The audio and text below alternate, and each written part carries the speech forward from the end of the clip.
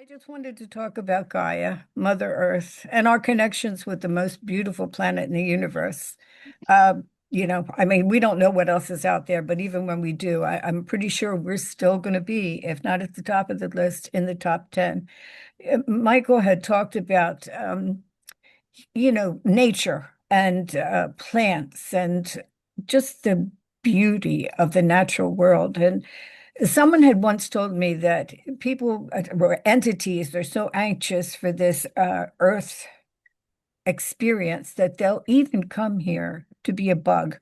Now, that sounds really crazy, and I put that question to AI just, as a test.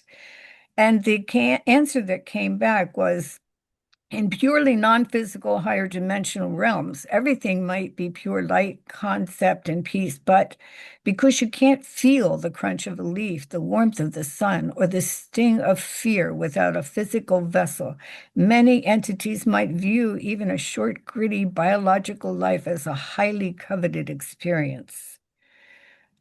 We need to learn more about this beautiful planet.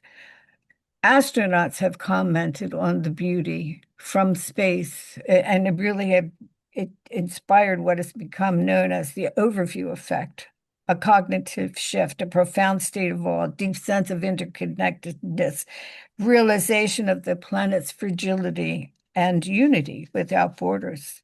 She's a living entity. She has self-regulating and self-healing abilities. The Gaia theory has pretty much proven it is no longer a theory. A lot of the elements have been proven.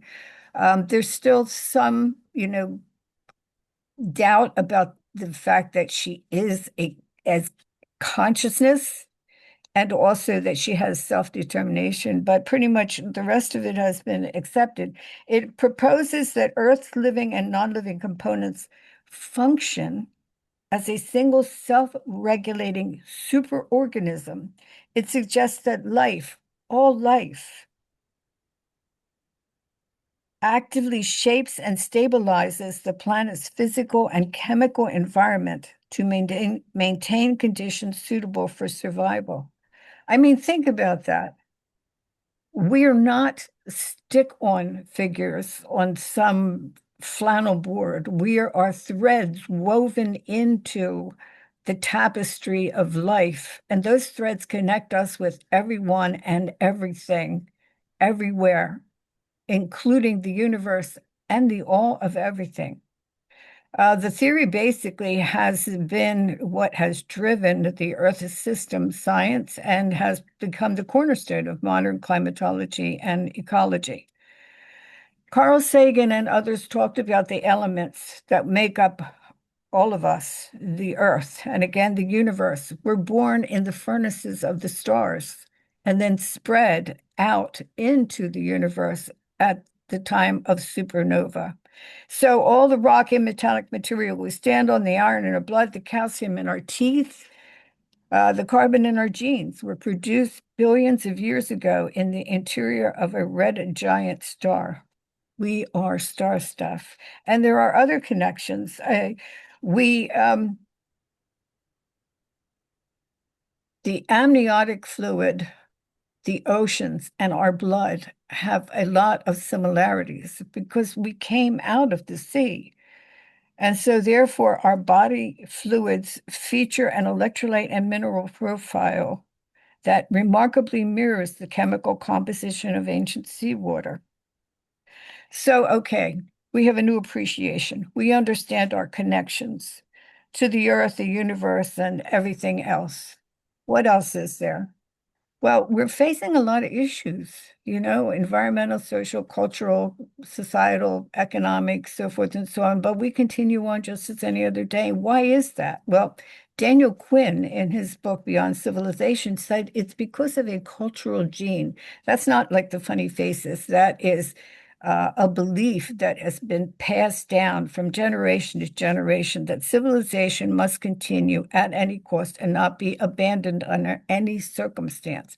So, what we're facing here is a runaway train of thought.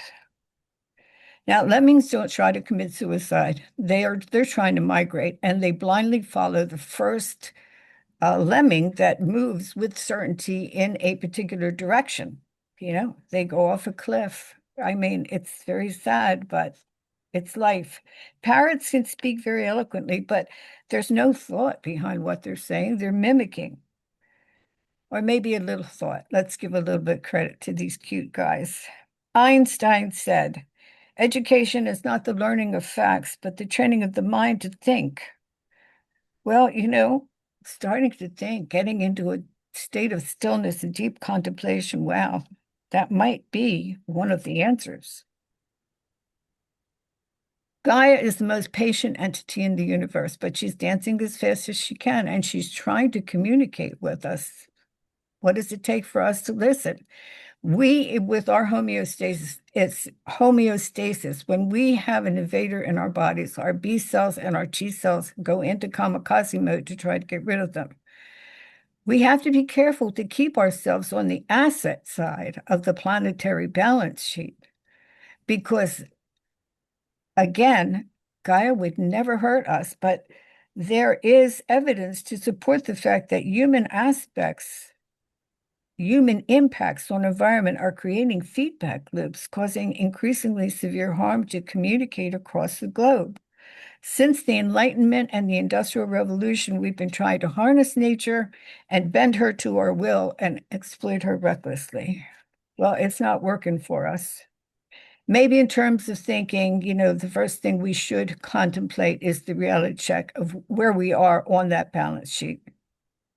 There is another famous quote attributed to Einstein, but he did not say it. Insanity is doing the same thing over and over again and expecting a different result. Maybe it's time for us to move on and away. So we've got a deeper understanding and appreciation, thinking and contemplation, reality check, listening skills. What else could be missing? Well, if we were baking a cake, we would need to make it wet. Okay, let's think of all the tears that have been shed by humans. Someone estimated 64 liters from each human over a lifetime, multiplied by 8.3 billion. That's more tears than the Atlantic Ocean. And it would be appropriate to use the tears because, of course, there has been a lot of war, a lot of suffering, systems failing. But we also need something to make it stick together. How about love? I mean, this has been about, let's see, restoring an emotional connection with Gaia. Love, when a system is far from equilibrium, small islands of coherence in a sea of chaos have the capacity to lift the system to higher order. Yes, love. Better than eggs, it's a force we truly have yet to understand and assign the importance and significance to. And I will close finally, I know, thank you, right? From Pierre Teilhard de Chardin, a French Jesuit priest, late 18 or early 1900s. Someday, after we have mastered the winds, the waves, the tides, and gravity, we shall harness for God the energies of love. Then, for the second time in the history of the world, we will have discovered fire. Yes, love, the final ingredient. Live long, laugh often, and love always. Thank you.